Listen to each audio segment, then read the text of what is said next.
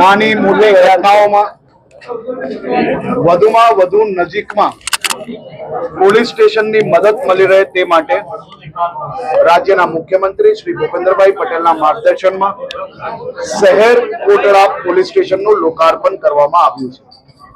આ શહેર Kotda police station એ અતિ ગીચ વિસ્તાર છે।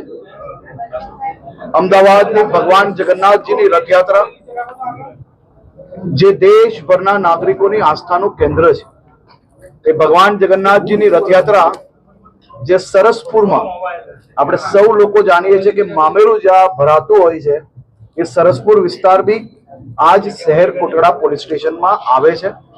રથયાત્રા કુલ મળીને 5 થી 6 કલાક સુધી શહેર કોટડા પોલીસ સ્ટેશનમાં રહેતી હોય છે। આ શહેર કોટડા પોલીસ સ્ટેશન આજે એક અત્યાધુનિક બનાવવામાં આવ્યું છે। અહીંયા જે બંદોબસ્ત માટે લોકો આવતા હોય છે એની રહેવાની વ્યવસ્થા અને બીજી બી તમામ વ્યવસ્થાઓ અહીંયા કરવામાં આવી છે। આ પોલીસ સ્ટેશન થકી મને વિશ્વાસ છે કે આ વિસ્તારના સૌ નાગરિકોને નાની મોટી તકલીફોમાં મદદ ઝડપથી મળી રહેશે અને એમને કોઈ બી પ્રકારની દૂર તક પોતાને મદદ મેળવવા માટે નહીં જવું પડે તે પ્રકારની વ્યવસ્થાઓ અહીંયા ઊભી કરવામાં આવી છે। નસવાડીવાળા મુદ્દે શું કહેશો? તપાસના આદેશ આપે છે, ખરે કાર્યવાહી છે તેની પણ આપણે સંપૂર્ણ કાર્યવાહી ચાલુ થઈ ગઈ છે અને મુખ્ય એક ગુનેગાર પકડાઈ ચૂકેલા છે। એના સિવાયની માહિતી હમણાં થોડીક જ વારમાં આપ સૌ લોકોને જે કામગીરી ચાલુ છે એ કામગીરી પૂર્ણ થતા જ જિલ્લા એસપી દ્વારા સૌ લોકોને માહિતી આપવામાં આવશે।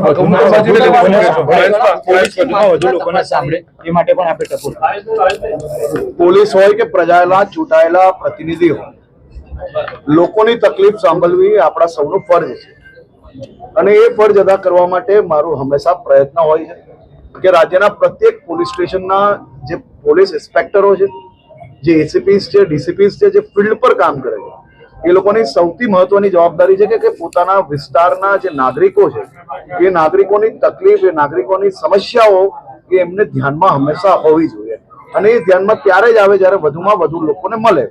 આ દિશામાં ગુજરાત પોલીસના સૌ અધિકારીઓ ખૂબ સારું કામગીરી કરી રહ્યા છે, પરંતુ હજી બી એની અંદર જ્યાં કઈ આવશ્યકતા હોય ત્યાં જરૂરથી વધારે સમય પબ્લિક જોડે એ લોકોએ વિતાવવો જોઈએ, જેનાથી સામાન્ય નાગરિકને કઈ તકલીફો એ અનુભવે છે, એને કયા પ્રકારની ખરેખર એની અંદર બદલાવની જરૂર છે, એ સાચી માહિતી ત્યારે જ મળે જ્યારે લોકોને વધુમાં વધુ મળવાનું થતું હોય। એટલે મારો હંમેશા પ્રયાસ હોય છે કે અધિકારીઓ એ પ્રજા જોડે વધુમાં વધુ સંપર્કમાં રહે, એની વચ્ચે કોઈ બી પ્રકારનો ગેપ ના હોવો જોઈએ। એની વચ્ચેનું બ્રિજ એ માત્ર ને માત્ર સંવાદ છે અને એ સંવાદ વધુમાં વધુ થશે।